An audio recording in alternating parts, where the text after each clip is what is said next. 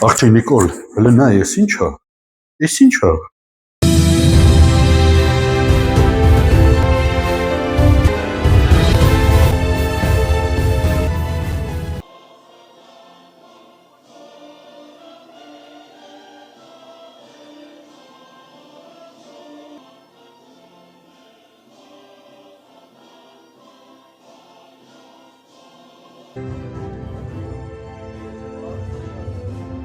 Հողին հանձնված 5000 մեր սերնդի ոսկի, իսկապես ոսկի լավագույն ներկայացուցիչների, 10,000-ից ավել հաշմանդամների, մի քանի տասնյակ հազար